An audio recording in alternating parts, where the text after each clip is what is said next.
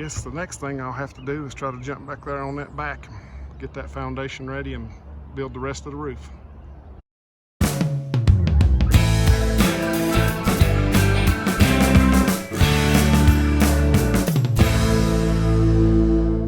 Okay, welcome back to the next episode of Not Necessarily HVAC. As we talked about last time, we've got this roof sheeted and just kind of toothed it there for the overhang.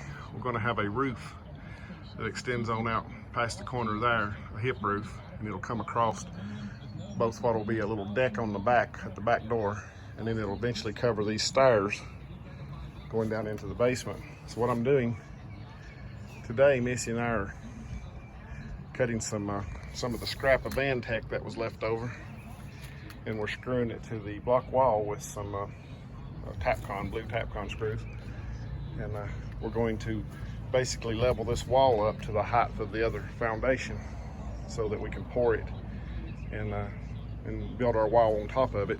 And that way the siding, when you come around the house, you'll have the first course of siding will come around and it'll actually match on this little part too. If we didn't do something with this wall, the siding would have to step down. So go ahead and spend a few minutes now and make it look better later. Plus we can backfill this more. You can see how the ground's kind of sloping back into this hole. The whole yard was kind of sloping toward the house, so I'm going to have to bring some topsoil in and get it sloping away from the house. So this area will actually come up higher back here after we do our final grade. So it'll be better to have this wood wall up a little higher.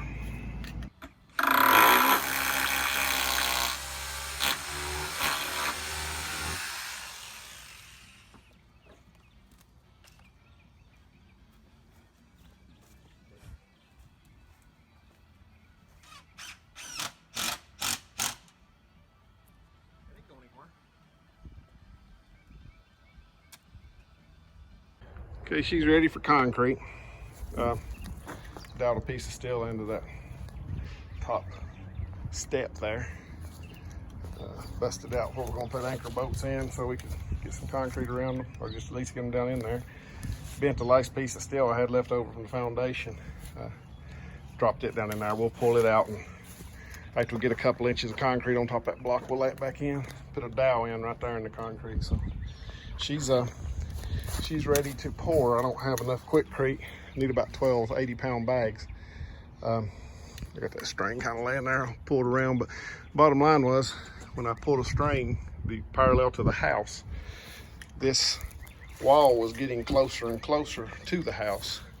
So I've kind of got it, it's almost really plumb here, but not quite, but I've got it pulled out there to where I can get the top of it right. Again, we're going to backfill the yard some, and this whole foundation needs to be stucco to make it look nice, so I can fix that later. But the important thing to me was get this wall built parallel to the existing house to make it easy on the guy that has to frame the roof. So we're going to look at radar. It's calling for storms in about an hour. You can see some clouds starting to kind of billow up. It's humid as all get out, but if I think we got time, we might run and get 12 bags and try to get this thing poured before the night's over. And if we do, I'll get some video of it. Well, they had changed the weather forecast from just 2 hours earlier, so we went ahead and went and bought it. Going to get started mixing. Okay, it's going well. Still got blue skies. Just got up high enough to lay that piece of steel in. So we'll mix the rest of it, get it up to the top, then tapping the forms with that old hammer there just to knock some of the honeycomb out. But hopefully we're going to get her topped off here and let it be curing before the rain comes.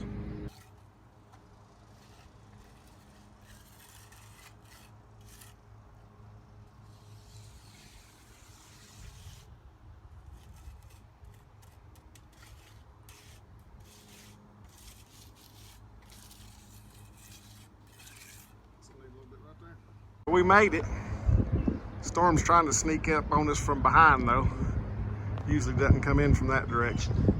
Nice cool breeze out here now, so it's raining somewhere.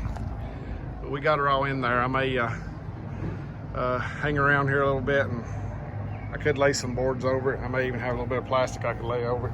As long as it didn't rain too hard, it would be fine, because it's not like it's a finished slab or something. It's going to be covered up with a pressure treated plate. But it's there and it can be curing, and we can get started building this roof. Well, the forms are off. I had some stuff to do on my day job this morning, so I'm just now getting here, a little after lunch. I went by Lowe's on the way here because when I laid these bolts out yesterday, I had to have one every 6 foot and within 1 foot of the end of a board. So I laid it out. It's a little over 12 foot to come down this side. So they don't stock 14-foot stuff around here, so I figured I'd have to get a 16-footer. So I went to Lowe's today to pick up some other boards and get that 16-foot plate. And they are completely out of pressure-treated lumber. Nobody seemed to tell me, what was going on with it. I looked on the app, and all of their stores are that way. I think Jonesboro store had a few 16-footers in stock, but they're out of the 12-foot and everything. So I went, I looked at Home Depot. They're also out of the 16-footers on their app. I put in some different zip codes, and it's statewide. So there's apparently a shortage on pressure-treated lumber, or maybe they figured out how to make toilet paper out of it. I don't know.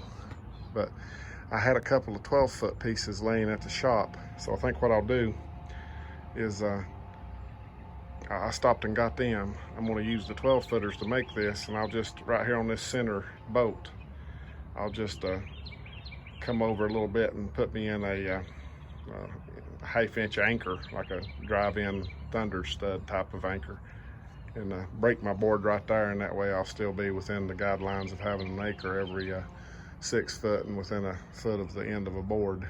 And I can use the wood I've got, because without that pressure-treated plate, I'm dead in the water. So I'm gonna get started putting that on. I'm not sure how much I'm gonna do today. I'm getting kind of tired.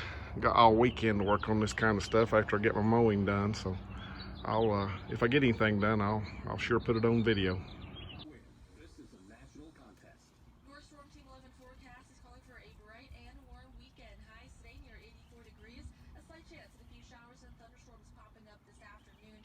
Overnight, mostly clear skies and a low near 58 degrees.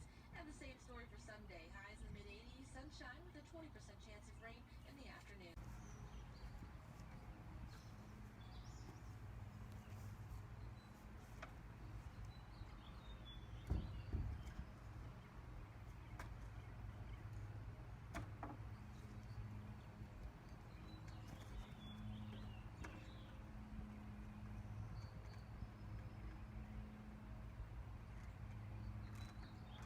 It up, put together, braced,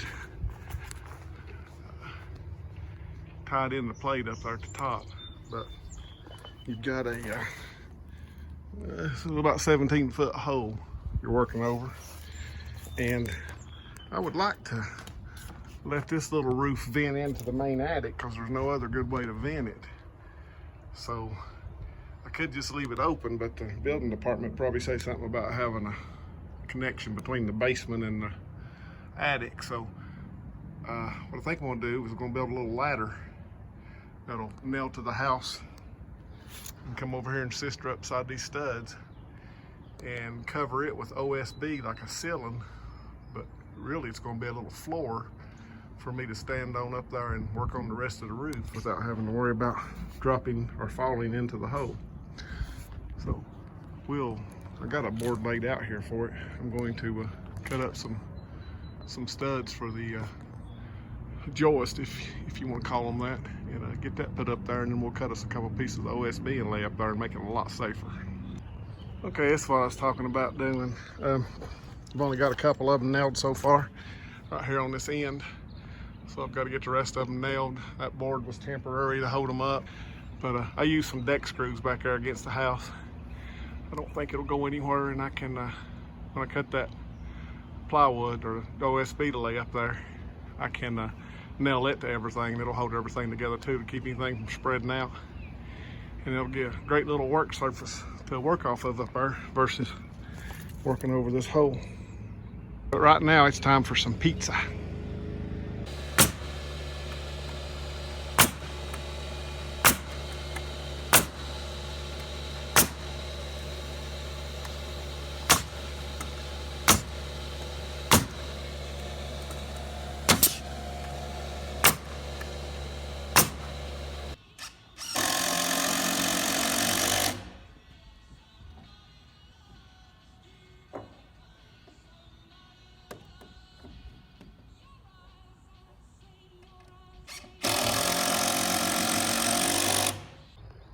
Okay, we're about to lose daylight. Got that one side of the upper roof, the overhang done on it now. I'll have to do these rafters over here before I know where to put that fascia board for sure. So we went ahead and got that beam up and put together there. Still got to put a top plate on the beam. Got a top plate on that wall over there where we tied it into the side of the house. So pretty much when I come back I can put that top plate on and make sure everything's straight and start cutting rafters. We're getting a good start this morning. It's hot though, humid, sticky. I cut a common rafter and sistered it right up beside that last truss there, and then used it to locate the ridge board. And we nailed a couple of these common rafters on the ridge board so that I could get on the ladder right here and Missy could get up on top of our platform and pick it up. And so I held it up until he got up against the roof there, or at the top of that rafter, and screwed it into the truss there, and then took the level and came over and we just pulled these in tight and checked it for level, and it was. So we screwed it to that truss cord and went ahead and shot a few more in there. But what I'm going to do right now is go ahead and make the hip rafter for this side. That'll be the last complex thing to do. I've got a pattern for all these commons over here now, so the rest of those will be easy. It's just the got to make the hip.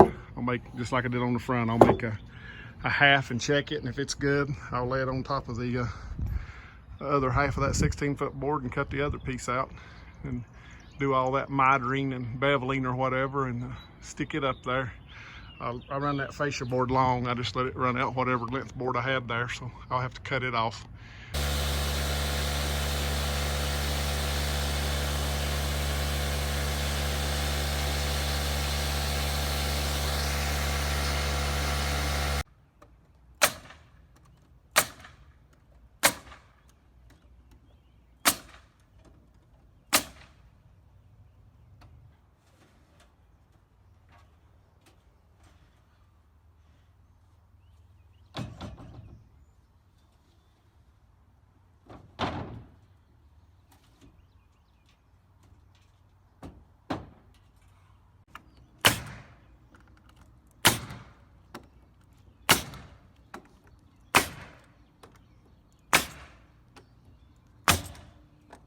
Well, we're trying to get this felled on before nightfall. It's supposed to call for rain for 3 or 4 days in a row.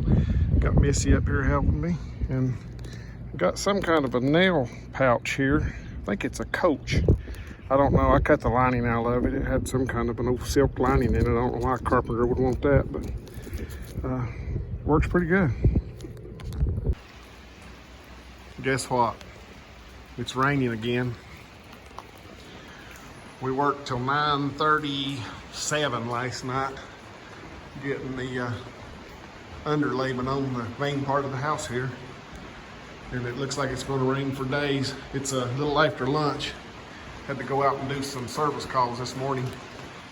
Had one of those stupid Honeywell T6 thermostats on one of the job I'd put in a year ago that had decided to quit calling for cool or not sending out a signal on O. So it was an easy fix, but it's still just a hassle to have to go. I ain't gonna walk out there in the rain and get you a shot of the roof. You know what it looks like. My next step here, once I can get all my service caught up, will be finishing this little roof back here on this back area. I just got as much as I could do yesterday and still, you know, get the felt on the main portion here. So when I get that roof built, then I can close in the gables and the place will be pretty well dried in at that point. I'll have to build these 3 little walls that's left here on the front at some point. I've got a shower stall already. I need to go pick up a tub shower for the other bathroom. I'll have to slide them in here right before I build these walls. And then I may just go ahead and put the front door on, and it'll be kind of secure until I cut these windows out. I may go ahead, if I can get my B vent, the local supply house, didn't have all the fire stops and stuff that I need, so I ordered it anyway. I'm going to see how long it takes to get. I looked online at some of the supply houses, and it was all back ordered until June. So I don't know if there's a Corona connection to B-Vent or not, but there definitely is a Corona connection to pressure treated wood. Everybody's out. And last night at 9, well, it was about 15 till 10, went over to the local Wendy's here and pulled through the drive-thru, and the girl says, "Welcome to Wendy's. We're currently out of all meat products, including singles, doubles, chicken sandwiches, and chili. Also, we have no chocolate frosting. What can I make fresh for you tonight?" So I guess French fries, lady, that's all you got left. But anyway, hopefully all this is gonna pass pretty soon, but it's supposed to rain for, I don't know, it looked like all week there's like greater than 50% chance of rain every day, so. Well, it's Saturday again. It's rained all week. I haven't done a thing here until this morning. We went and got the tub and shower and brought them back because it's actually calling for rain again today. Wanted to get that shower stall and tub in here so I can build these front walls. Didn't want to have to try to bring it through a window or something. It's just too heavy and bulky. But we have both a shower here, and then in here you got just a tub shower combination. So now that that's in here, we can build these last walls and probably go ahead and put the sheeting on. The doors and windows are in stock at the lumber yard. They can deliver them about any time. I think Monday's a holiday, so it might be Tuesday, but what I think I'll do is get everything closed up, leave the front door cut out so we can get in and out of here, and then early next week we can secure it. Okay, out here in the morning, it's fairly sunny, very humid, sticky.